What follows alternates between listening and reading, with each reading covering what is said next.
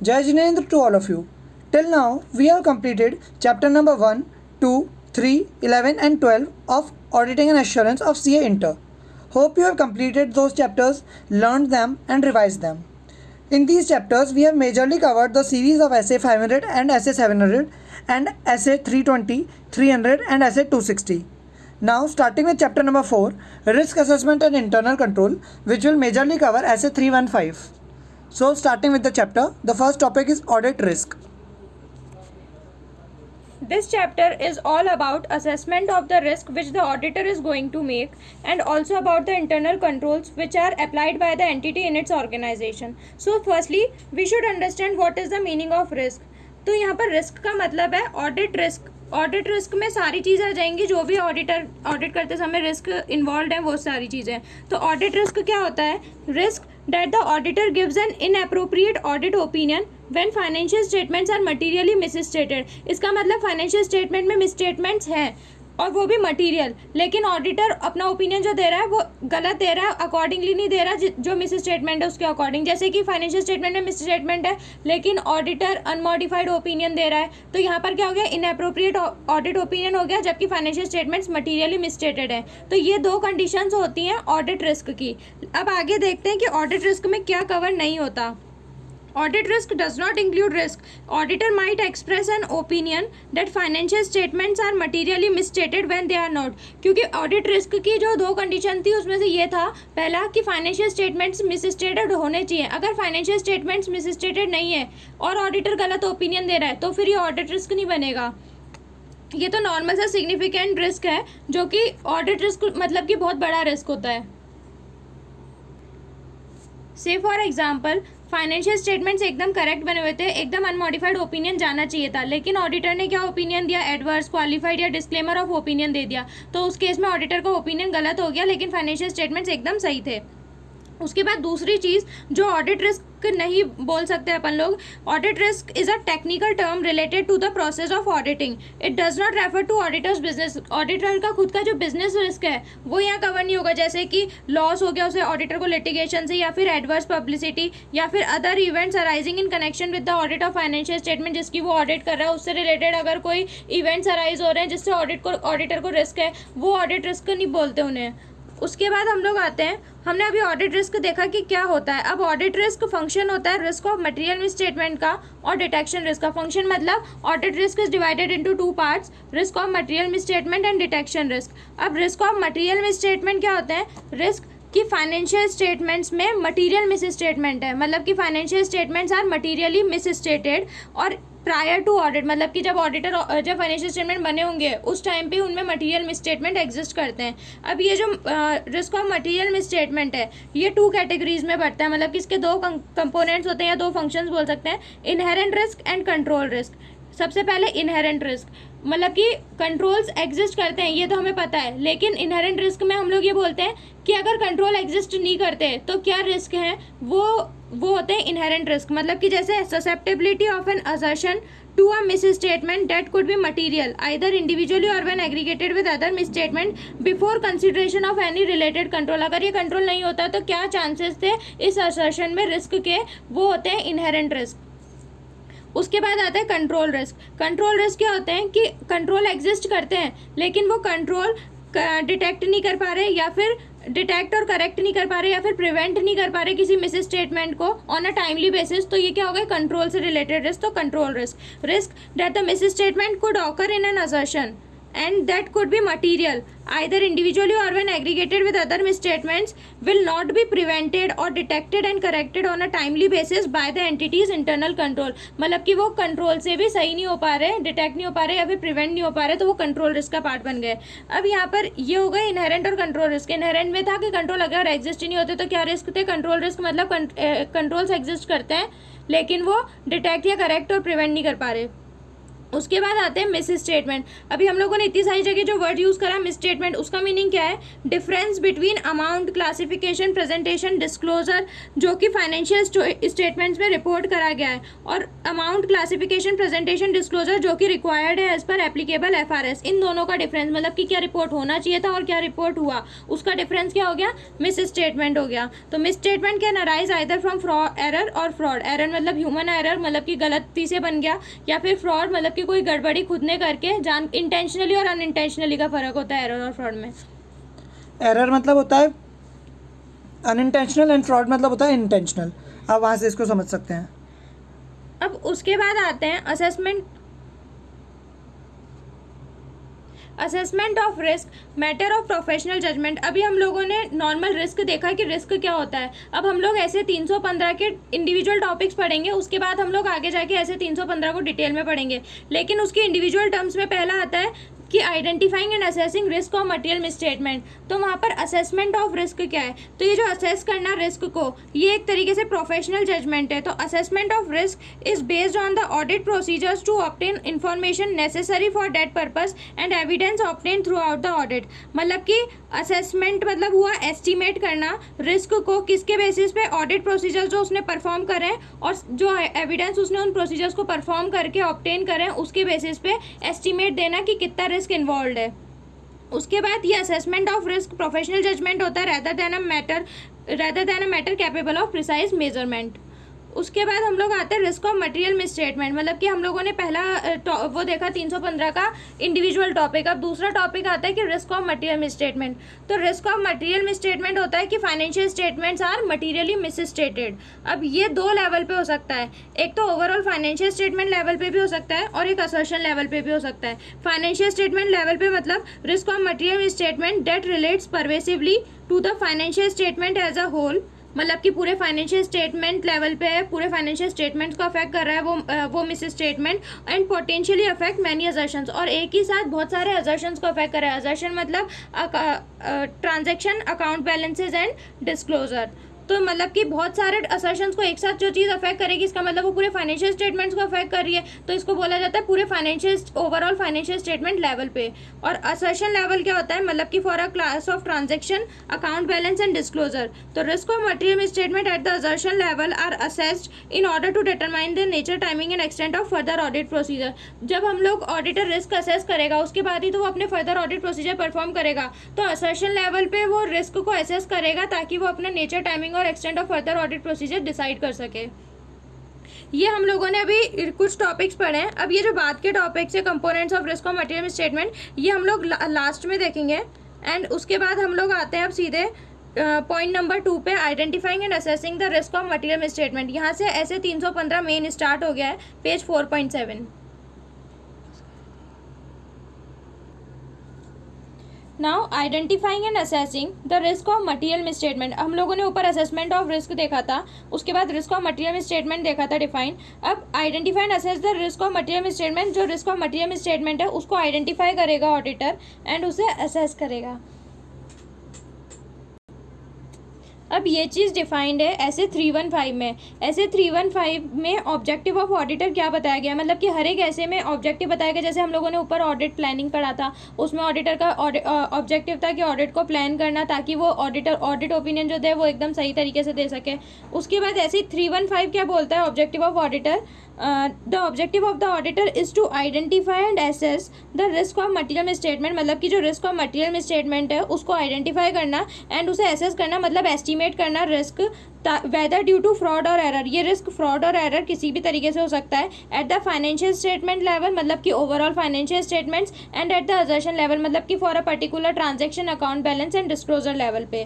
Through understanding, अब ये जो रिस्क है वो कैसे वो आइडेंटिफाई और असेस करेगा? थ्रू अंडरस्टैंडिंग एंटिटी, उसका एनवायरनमेंट, एंटिटी का इंटरनल कंट्रोल जो ऑपरेट कर रहे हैं, ताकि उसके बेसिस पे वो अपना प्रोवाइड कर सके basis for designing and implementing responses to these assessed risk. क्योंकि उसने यहाँ पर रिस्क को आइडेंटिफाई और एसेस करा है, अभी उसको ऑडिट एविडेंस नहीं मिले हैं कि वो ऑडिट ओपिनियन दे सके। ये जो आइडेंटिफाई और एसेस करा है रिस्क, उसके बेसिस पे वो अपने जो फर्दर ऑडिट प्रोसीजर्स हैं या फिर जिन्हें कह सकते हैं रिस्पॉन्सेज टू असेस्ड रिस्क हैं, उनका डिसाइड करे, उनको डिज़ाइन करे और उनको इम्प्लीमेंट कर सके। अब इससे क्या होगा, this help the auditor to reduce the risk of material misstatement, मतलब कि इनहेरेंट रिस्क और control risk to an acceptably low level. इससे कि उसका risk of material misstatement के चांसेस रिड्यूस करेगा risk of material misstatement को to an acceptably low level. उसके बाद ये जो आइडेंटिफायर एसेस करेंगे risk of material misstatement को, तो ये आइडेंटिफायर एसेस जो होते हैं ये फाइनेंशियल स्टेटमेंट लेवल पे भी होंगे और असर्शन लेवल पे भी होंगे, मतलब कि for a class of transaction, account balance और डिस्क्लोजर लेवल पे भी होंगे। इससे क्या होगा, provide a basis for designing and performing further audit procedures. Further audit procedures को दूसरा चीज़ भी बोलते हैं कि रिस्पॉन्सेज टू असेस्ड रिस्क। उसके बाद ये आइडेंटिफायर असेस RMM, तो इनके लिए ऑडिटर को क्या करना पड़ेगा, मतलब कि अब ये बता रखे कि ऑडिटर आइडेंटिफायर असेस कैसे करेगा risk of material miss statements को। ये इंपॉर्टेंट है आपके एग्जाम के लिए फॉर May 20।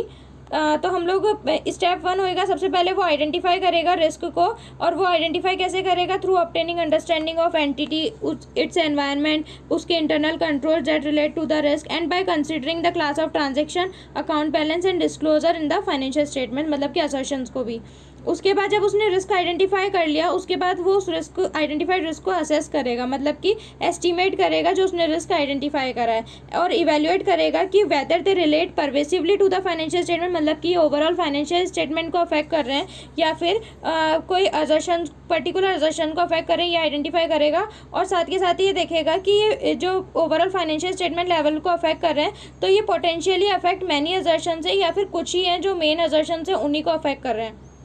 उसके बाद जब उसने आइडेंटिफाई करा, असेस करा उस आइडेंटिफाइड रिस्क को, उसके बाद रिलेट करेगा इस ये जो आइडेंटिफाइड रिस्क है इसको कि what can go wrong at the assertion level, क्योंकि आइडेंटिफाइड रिस्क को असेस करते समय उसने ये देखा कि ये फाइनेंशियल स्टेटमेंट्स को अफेक्ट कर रहे हैं क्या पूरे, क्योंकि फाइनेंशियल स्टेटमेंट्स को पूरे को अफेक्ट कर रहे हैं, इसका मतलब बहुत सारे असर्शंस को अफेक्ट कर रहे होंगे। तो ये देखेगा कि असर्शन लेवल पे क्या गलत हो सकता है इन रिस्क के कारण, taking account of relevant controls that the auditor intends to test, मतलब कि ये जो असर्शंस होंगे इनके लिए कुछ कंट्रोल्स भी एंटिटी ने ऑपरेट करे होंगे, तो ऑडिटर उन्हें भी टेस्ट करेगा ही सही। तो taking into account the relevant controls that the auditor intend to test. अब अपन लोगों ने 3 देखा कि आइडेंटिफाई करेगा रिस्क को, उसके बाद असेस करेगा आइडेंटिफाइड रिस्क को, उसके बाद रिलेट करेगा आइडेंटिफाइड रिस्क को कि what can go wrong at the assertions level, उसके बाद consider the likelihood of miss statement. यहाँ पर सब कुछ आइडेंटिफाई कर चुका है वो रिस्क, अब मिस स्टेटमेंट के क्या चांसेस हैं उसको कंसीडर करेगा, क्योंकि अभी हम लोगों ने देखा रिस्क कितना है, मिस स्टेटमेंट नहीं देखा, मटीरियलिटी नहीं देखी अभी तक हम लोगों ने। तो consider the likelihood of miss statement including the possibility of multiple miss statement, एक ही मिस स्टेटमेंट है या बहुत सारे मिस स्टेटमेंट्स इन्वॉल्व हैं, एंड वेदर जो पोटेंशियल मिस स्टेटमेंट है इज ऑफ मैग्नीट्यूड, मतलब कि वो इतना ज़्यादा है कि वो मटेरियल मिस स्टेटमेंट में कन्वर्ट हो सकता है, क्योंकि हम लोगों ने अभी ऊपर चैप्टर में पढ़ा था कि मटीरियलिटी लेवल सेट करता है ऑडिटर। तो मिस स्टेटमेंट जो है वो इतने सारे हैं कि वो उस मटीरियल मिस स्टेटमेंट के मटीरियल मिस स्टेटमेंट बन जाएगा क्या, मतलब कि वो मटीरियलिटी के लेवल को एक्सीड कर जाएगा क्या। तो हम लोग यहाँ पर लास्ट स्टेप में करेंगे consider the likelihood of miss statement. ये टॉपिक आपके बहुत ज़्यादा इंपॉर्टेंट है, 4 पॉइंट्स दे रखे हैं, 4 नंबर का डायरेक्ट क्वेश्चन आएगा यहाँ से। और क्वेश्चन मतलब ऐसे आ सकता है कि what is the procedure that the auditor will apply to assess the risk of material misstatements. तो ऑडिटर ये 4 स्टेप्स परफॉर्म करेगा और रिस्क ऑफ मटेरियल मिसस्टेटमेंट्स को आइडेंटिफाई एंड असेस करेगा। ठीक है, नेक्स्ट टॉपिक आ रहा है अपना रिस्क असेसमेंट प्रोसीजर्स। अब हम लोगों ने ऊपर देखा कि आइडेंटिफाई और एसेस तो करेगा ऑडिटर रिस्क को, तो इसके लिए वो प्रोसीजर्स अप्लाई करेगा। उन प्रोसीजर्स को क्या बोलते हैं, रिस्क असेसमेंट प्रोसीजर, मतलब कि वो प्रोसीजर जिनसे ऑडिटर असेस करेगा रिस्क को।